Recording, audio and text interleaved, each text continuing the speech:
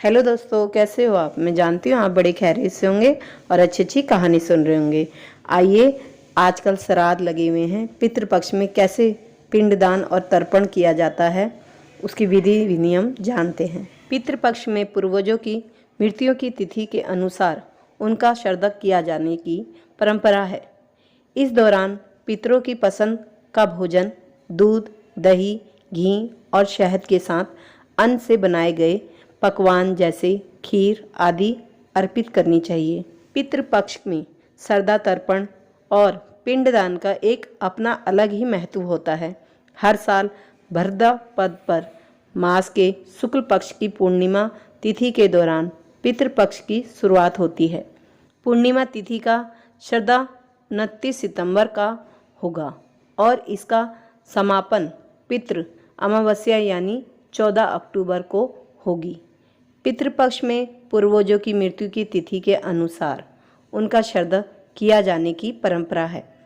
जिस जातक के पूर्वजों की मृत्यु हो गई है और उन्हें पितृ की मृत्यु का निर्धारित समय पता नहीं है, तो ऐसे में जातक सर्वपितृ अमावस्या के दिन पिंडदान कर सकते हैं। बता दें कि श्राद्ध पक्ष के पितरों के लिए समर्पित होती हैं। आइए जानते हैं ज्योतिष विद्या के अनुसार तर्पण के प्रकार। सामान्य शब्द में कहें तो तृप्त करने की मुक्ति को तर्पण कहा जाता है। पितरों के लिए किए गए मुक्ति कर्म को श्रद्धा तथा तंडुल या तिल मिश्रित जल अर्पित करने की क्रिया को तर्पण कहते हैं।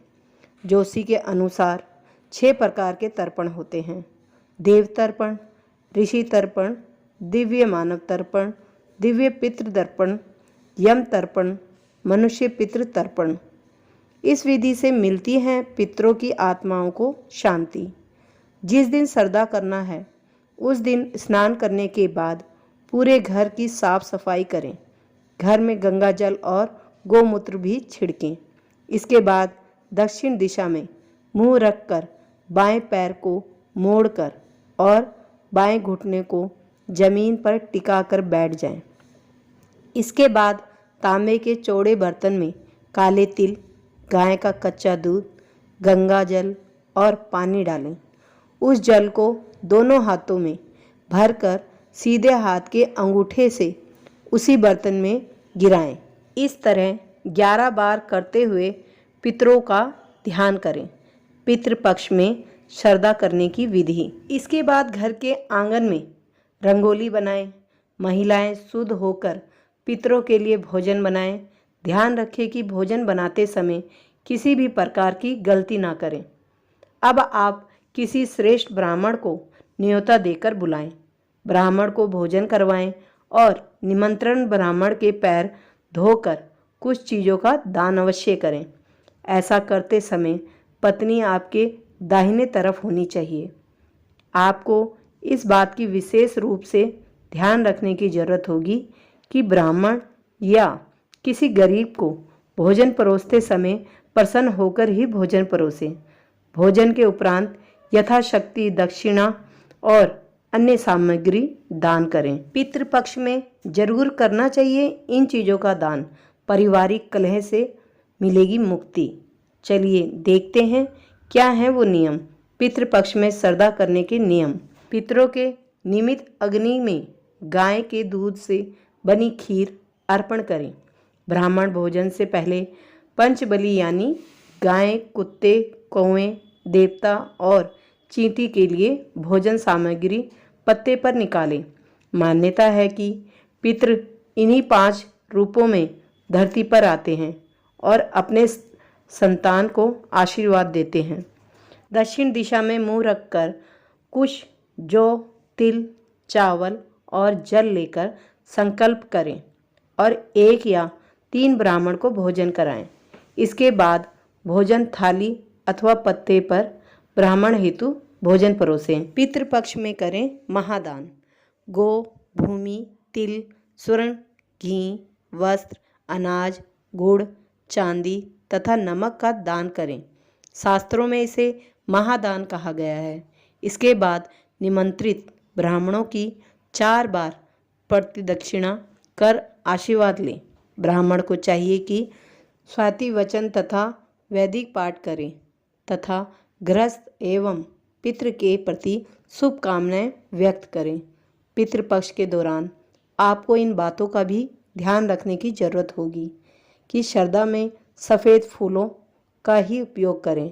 श्रद्धा करने के लिए दूध, गंगा जल, शहद, सफ़ेद कपड़े, अभिजित मुहूर्त और तिल मुख्य रूप से जरूरी हो। पितृपक्ष में इन बातों का भी रखें ध्यान। पितृपक्ष में श्रद्धा करने समय यदि कोई भिक्षुक आ जाए तो उसे आदरपूर्वक भोजन करवाना चाहिए। जो व्यक्ति ऐसे समय में घर आए याचक को भगा देता है उसका श्रद्धा कर्म पूर्ण नहीं माना जाता और उसका फल भी नष्ट हो जाता है। शाम के समय ना करें श्रद्धा। शुक्ल पक्ष में, रात्रि में और ऐसे दिन जब दो तिथियों का योग एक ही दिन हो रहा हो तथा अपने जन्मदिन पर कभी श्रद्धा नहीं करना चाहिए। धर्म ग्रंथों के अनुसार शाम के समय राक्षसों के लिए होता है। यह समय सभी कार्यों के लिए निदित है, अतः शाम के समय भी श्रद्धा कर्म नहीं करना चाहिए। पितरों का प्रिय भोजन। पितरों की पसंद का भोजन दूध, दही, घी और शहद के साथ अन्न से बनाए गए पकवान जैसे खीर आदि है। इसलिए ब्राह्मणों को ऐसा भोजन कराने का विशेष ध्यान रखें। तैयार भोजन में से गाय, कुत्ता, कौवा, देवता और चींटी के लिए थोड़ा सा भाग जरूर निकालें। इसके बाद हाथ में जल लेकर अक्षत, फूल और तिल लेकर ब्राह्मणों से संकल्प लें। कुंडली में कैसे बनता है पितृदोष? इस दोष से मुक्ति पाने के लिए पितृपक्ष में क्या करें और क्या उपाय करें? पितृपक्ष में भोजन के नियम। पितृपक्ष में कुत्ते और कौवे के निमित्त निकाला भोजन कुत्ते और कौवे को ही कराएं, किंतु देवता और चींटी का भोजन गाय को खिला सकते हैं। इसके बाद ही ब्राह्मणों को भोजन कराएं।